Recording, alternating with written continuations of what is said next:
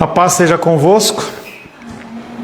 Louvamos a Deus pelo segundo período de meditação nas Escrituras, dentro do Catecismo de Westminster. Começamos com a pergunta agora pergunta número 20, que diz: deixou Deus todo o gênero humano perecer no estado do pecado e miséria? O homem pecou, agiu como agiu, houveram consequências, Deus deixou para lá? Deixou Deus todo o gênero humano perecer no estado de pecado e miséria?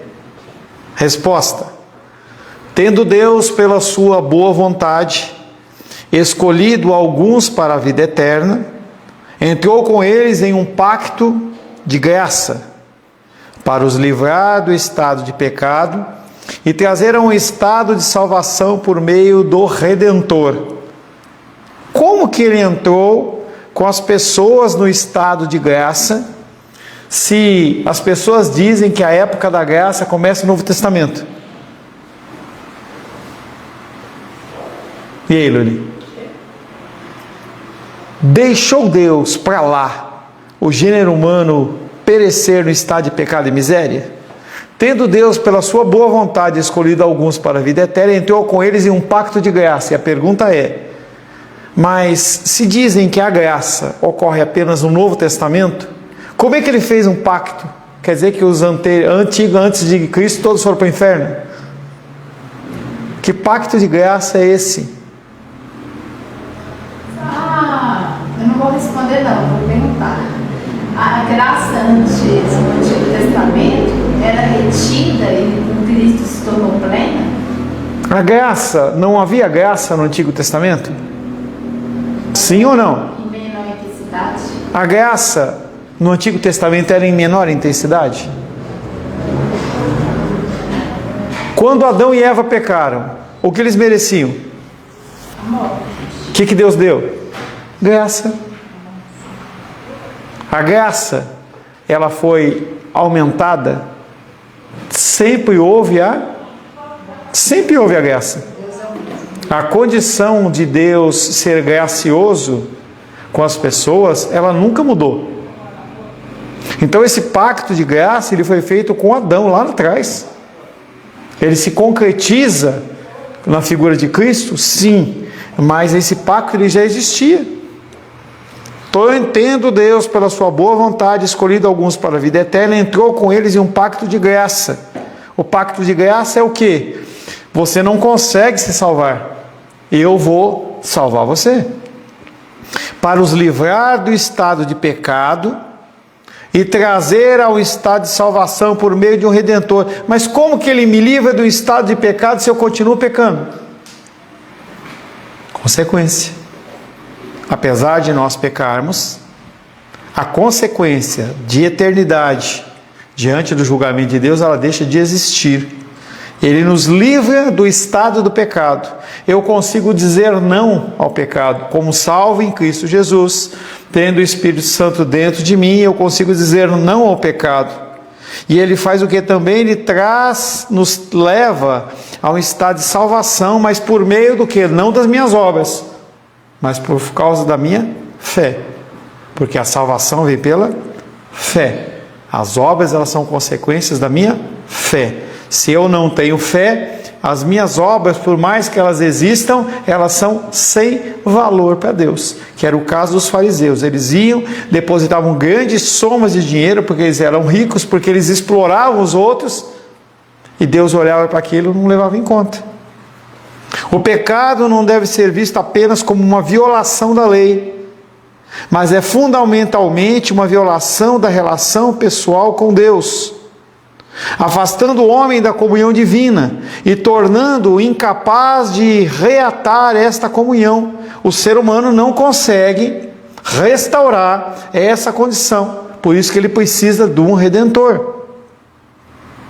Romanos 3:23, de novo.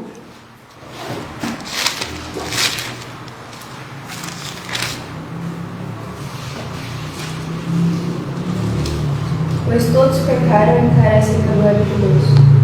Todos pecaram sem exceção, exceto Cristo. Todos pecaram. Todos, exceto Cristo, pecaram. E eles carecem da glória, da presença, da comunhão com o Senhor. O ser humano, quando ele não tem comunhão com o Senhor, ele busca comunhão com qualquer outra coisa. Qualquer outra coisa. Podem ser coisas lícitas, como coisas ilícitas. O homem, ele tem uma necessidade de ser cheio. E conforme a vida dele vai passando, ele vai esvaziando o coração dele. Se ele não se enche novamente, o que acontece é que ele se esvazia. Por isso que a gente vê lá em Atos a condição das pessoas que foram cheios do Espírito Santo. Mas eles não tinham recebido já? Estavam cheios. Só que aí, essa cheieza, ela vai diminuindo. Cheieza, gostou dessa? Cheitude. Entendeu?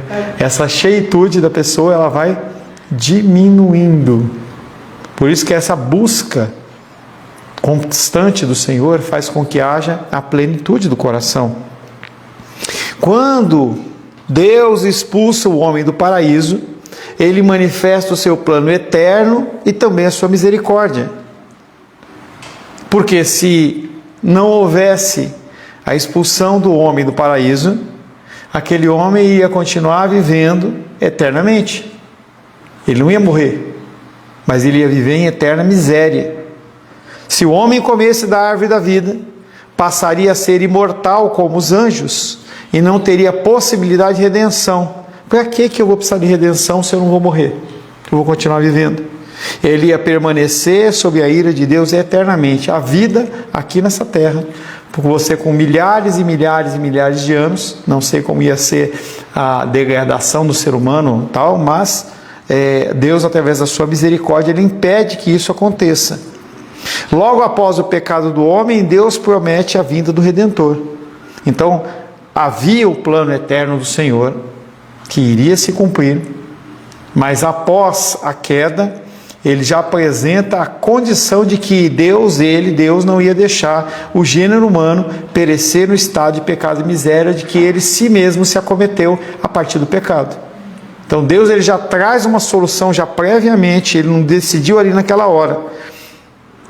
Ele coloca a inimizade entre o homem e Satanás, entre a mulher e Satanás, e promete o seu descendente que é Cristo. Gênesis 3,15.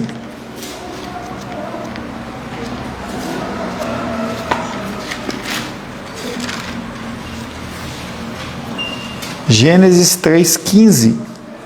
Porém, inimizade entre ti e a mulher, entre a tua descendência e o seu descendente, este te ferirá a cabeça e tu lhe ferirás o calcanhar. Porém, inimizade entre ti e a mulher, entre a sua descendência. Descendência de quem? Lê aí. Deus falando. Porém, inimizade entre ti e ti quem? Não. Quem que vai ter a cabeça esmagada? Serpente, Satanás. Porém, inimizade entre ti e ti quem? Satanás é mulher. Entre Satanás e a mulher. Entre a tua descendência. Tua descendência de quem? A descendência de Satanás. Aqueles que são filhos de Satanás. Que Jesus fala lá. Vocês não são filhos de Deus. Ao invés disso, vocês são filhos de Satanás. Porque Deus está falando com a serpente. Está falando com a serpente. Tá? Olha o 14 lá. Porém, inimizade entre ti, Satanás, e a mulher. Entre a tua descendência, Satanás, e a descendência, e o seu descendente. Descendente de quem? Da mulher. Este te ferirá a cabeça, quem? O descendente da mulher, o filho do homem, Cristo, te ferirá a cabeça, e tu, Satanás, ferirás o calcanhar, que é a cruz. E a mulher disse, aí vem a maldição sobre a vida da mulher, né? O calcanhar é a cruz? É a cruz, é a cruz, entendeu? É a cruz. Nunca tinha pensado nisso. É para isso que eu estou aqui, além de te amar, entendeu? Eu também elucidar os caminhos para você. Ele coloca inimizade entre a mulher e o demônio e promete o seu descendente, que é Cristo. Na queda de Adão, todos os homens caem, nós já falamos. Por isso o apóstolo Paulo, o apóstolo exorta os cristãos à humildade. O que é humildade? O que é humildade? Que é humildade? É. O que é humildade, Luli? Dentro do seu entendimento, o que é humildade? O que é humildade? É você vestir uma roupa rasgada? É você ser pobre? Só o próximo. Humildade é você saber que o outro é melhor ou mais importante que você, Direção ao próximo. tá? Que é aquela condição de que se você quer servir a Cristo, o que você tem que fazer? É esse mesmo. Tome. A sua cruz e cisne. O que é isso? É eu olhar para Deus, olhar para o meu próximo como superior a mim. E eu fico como todos pecaram, hein? Carecem das glórias de Deus. Entendeu? Na queda de Adão, todos os homens caem. Por isso o apóstolo exorta os cristãos à humildade, pois Deus resiste aos soberbos. Soberbos são aqueles que não são humildes. O soberbo, ele acha que ele é melhor do que os outros. O humilde, ele se acha pior do que os outros. Pois todos os que foram chamados por Deus eram pecadores, que mereciam apenas a sua ira, porém foram lavados no sangue do Cordeiro foram lavados no sangue do Cordeiro pela misericórdia de Deus. Isso é motivo de extrema humildade e agradecimento pela salvação que provém unicamente de Deus. Então, quanto mais você olha para si mesmo, quanto mais você vê a sua condição pecadora, mais você vê quanto você é indigno de estar na presença de Deus, e mais você valoriza a salvação através de Cristo Jesus. Por isso, o apóstolo exorta os cristãos à humildade, pois todos os que foram chamados por Deus eram pecadores, que só mereciam a sua ira. Ou seja, Deus não chama nenhum santo, Ele santifica as pessoas que Ele chama. Só mereciam a sua ira e foram lavados no sangue do Cordeiro, pela misericórdia dele, não pelas minhas ações. E isso é motivo de extrema humildade e agradecimento pela salvação que provém unicamente de Deus, pois todos os que foram salvos já andaram na prática do pecado. Efésios 2:3.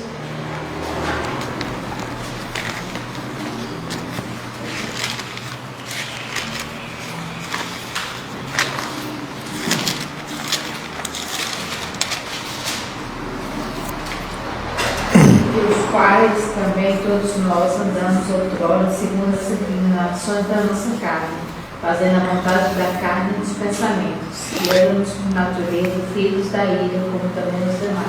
Pois todos os que foram salvos já andaram na prática do pecado, como as pessoas que vivem no pecado hoje. A gente não pode esquecer de onde nós viemos. Quando você esquece de onde você veio, você acha que é melhor que os outros. Ah, por que o cara está fazendo isso? Você fazia igual. Por que a pessoa está falando isso? Eu falava igual. Por que a pessoa ela não confia em Deus, não entrega o seu dízimo? Eu fazia igual. Por que a pessoa é tão blasfema? Eu era igual. Efésios 2:3 vem trazendo a lembrança de Paulo aos Efésios, porque alguns efésios, cristãos de Éfeso, eles estavam fazendo o quê? Se levantando e acusando outras pessoas. Ele fala assim, não esquece que você também era filho da ira. O apóstolo Paulo afirma que o salário do pecado é a morte, mas Deus perdoa seus escolhidos em Cristo de forma irresistível, irrecusável e eterna. Ou seja, dentro das Escrituras não existe livre-arbítrio. É Deus que convence, é Deus que envolve, de tal maneira que a pessoa ela não consegue, é irresistível o chamado. Não há impossível para Deus. Se você acredita no livre-arbítrio, você tem que tirar a condição de que Deus é soberano, que o chamado dele é irresistível. Todas essas condições que são características de Deus, tudo nada é impossível para Deus. Se você acredita no livre-arbítrio, nada menos a minha vontade. A minha vontade ela pode continuar sendo satisfeita, independente do que Deus quer. Não. Deus perdoa os escolhidos em Cristo de forma irresistível, irrecusável e eterna. Todos os que recebem a salvação, a recebem de forma definitiva por toda a eternidade. Uma vez salvo, sempre salvo. Ah, então quer dizer que o cara faz as lambanças. Ele nunca foi salvo. Se a pessoa ela age partindo da premissa de que ela é salva, que ela pode fazer o que ela quiser, ela nunca foi salva. A salvação, ela é um ato de fé, mas algo que é atestado através das suas obras, através de como você vive. Se você vive na bandalheira, na bagunça, você não dá sinais de salvação. Pode ser que você se converta? Pode, mas não é a regra. Aqueles que falam que nos últimos dias muitos apostataram da fé, esses eram salvos ou nunca foram? O que é apostatar da fé? Abandonar. Se Deus escolheu, a pessoa pode abandonar? Não. Se ele abandonou, ele era? Ué? Porque os espinhos são aqueles que vão testar sua fé se você é ou não é. Se a pessoa apostata da fé, quer dizer que ela nunca foi. Apostatar é abandonar mesmo, não é se desviar e voltar. Apostatar é abandonar, é o que Cristo está falando lá. O apóstolo Paulo afirma que o salário do pecado é a morte, mas Deus perdoa os seus escolhidos em Cristo de forma irresistível, irrecusável e eterna.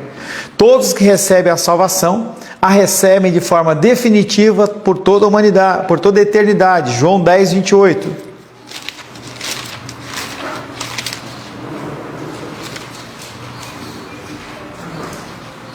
João 10, 28. Eu lhes dou a vida eterna, jamais perecerão e ninguém as arrebatará do mundo novo. A pessoa ela pode, Minísia, se apostatar da fé, se ela é de Cristo? Ele está dizendo que ninguém vai tirar as ovelhas da mão dele. Uma vez salvo, sempre salvo. Agora, se o cara é salvo ou não, é outros 500. Aí é outros 500. Hã? Deus não muda. Ele é eterno e ele é imutável. São características dele. Ele sempre foi santo na mesma medida, ele sempre foi amoroso na mesma medida, ele sempre foi irado na mesma medida, ele sempre foi pacificador, sempre. Ele nunca muda. Ele é eterno e imutável. E aí hoje, Dia das Mães, aparece lá, né? Mãe, amor incondicional. Não é incondicional. É só a Luísa não fazer uma coisa que a Rosângela quer, que a Rosângela ira com a Luísa. Cadê o amor incondicional? Ah, mas eu pedi, por que ela não fez? Está aí a falta do amor incondicional. Porque o ser humano não tem amor incondicional. O amor incondicional é apenas de Deus. Se você quiser falar que o amor da mãe é o amor mais próximo do amor de Deus, aí tudo bem. Mas incondicional não. Deus não muda, ele é eterno e imutável. Deus não muda suas ações que já foram determinadas antes da fundação do mundo. As ações de Deus, eles foram determinadas antes de acontecer. Deus ele fez o planejamento de tudo que ia acontecer. Para nossa mente, você fazer um planejamento de uma viagem daqui a um ano, para nós é complicado. Para Deus, ele tem uma mente que é complexa. É uma mente que consegue alcançar todas as coisas. Deus não muda suas ações que já foram determinadas antes da fundação do mundo. Uma ovelha nasce ovelha e morre. Um bode nasce bode e morre. E não tem nada que possa mudar. Você imitou ovelha ou bode? Se você imitou bode, eu tenho que evangelizar você. Não sei. Eu só sei como ovelha. Eu nunca aprendi a linguagem do bode. Eu sou santo. Efésios capítulo 1, verso 4 e 5. Depois a gente vai fazer uma análise, um estudo, como o bode faz e como a ovelha faz. Efésios capítulo 1, verso 4 e 5. Bom tema de uma palavra, né? Você é bode ou ovelha? Assim como nos escolheu nele antes da fundação do mundo, para sermos santos e irrepreensíveis perante ele e em amor, nos predestinou para ele, para a adoção de filhos, por meio de Jesus Cristo, segundo o beneplácito da sua vontade. Segundo a sua vontade. É o que eu quero? É a vontade de Deus. Amém?